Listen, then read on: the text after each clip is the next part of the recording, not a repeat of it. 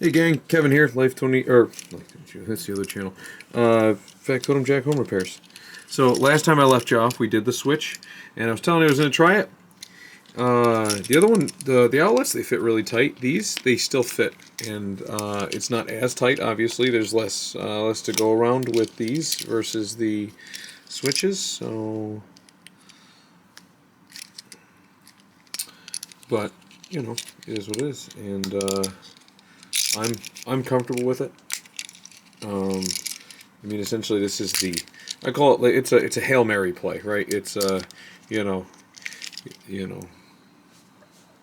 and you just put them on. It's not I don't believe it's a requirement. I've never heard of it being a requirement. It's just a trade practice that some guys do, and I being one of them. So similar to the outlets, you're just going to grab your needle nose pliers or your linemen's, and you're going to work that perforation right off. Since the last video, I've cleaned this mess up a little bit.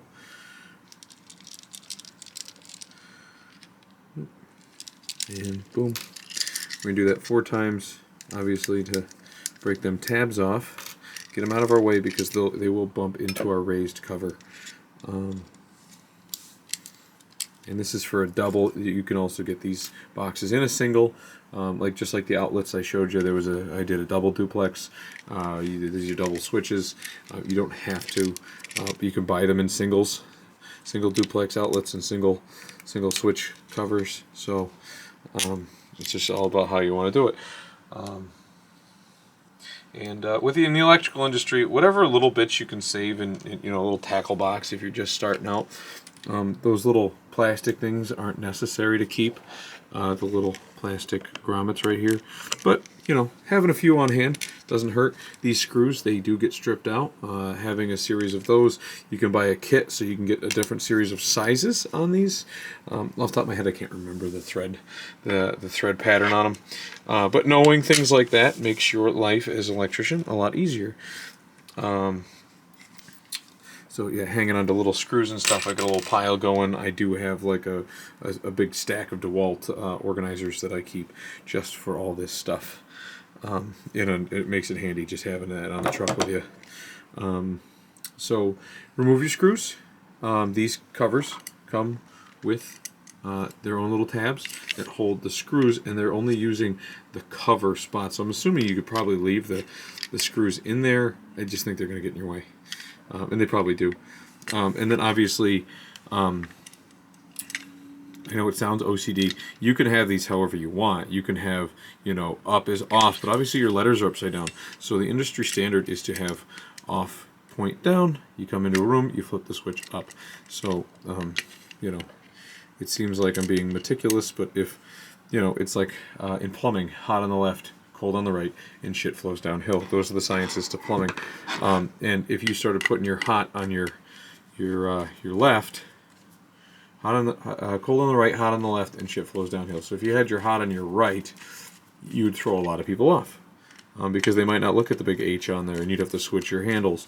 You know what I mean? And it just makes it a pain in the butt because the standard is hot on the left, cold on the right, and shit flows downhill. And similar to this, switches point down. You can't avoid that with three-way switches. That's why they're not labeled, because a three-way switch could be, one could be up, the other one could be down for off. And it just depends, and they both be in the same direction for on, or you can reverse it where when they're both on, when they're both off, they're either down or both up. It all depends, and that's it is what it is. And you can never save an OCD person, because then what's the point of having a three-way switch? I actually had a philosophical argument with somebody the other day about it. But as you can see, you just pop them in, you tighten down those 2 set screws, and it locks in place and it's ready to go. Now I can mount this to my handy box.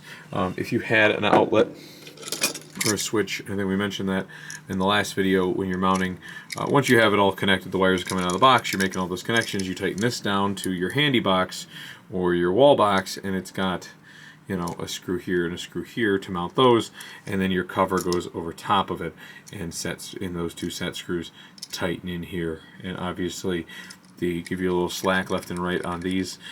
That's so you can align them, because if you've got a box it's a little wonky, maybe it's a plastic box and whoever installed it, they screwed it up a little bit, or what have you, or you know what I mean. This way, because if you have two switches side by side, they have to be able to go. They have to be lined up pretty perfect for a multiple thing. That's why these are a little easier, but it all depends on your application. So, all right, guys. Well, that shows you how to put. I did this video on how to put the switch together, and now how to mount them onto these. With mine, I got a 4x4 box. I'm going to make my connections. I'm going to tie my grounds. My neutrals will already be tied together in the box, and I'm going to tie my hot leads to their appropriate thing. As you can see, electricity is fun. It's great. It's kind of cool to be able to flip that, turns the light on, that turns the fan on, maybe do whatever you want. And it's all about your planning, your concepts, your understanding of how this system works. And other than that, let us know in the comments what you think, what you critique. I get just as many critiques as I do get thank yous, so let me know what you thought, and we'll see you guys on the next time. Don't forget to like, subscribe, and let us know in the comments.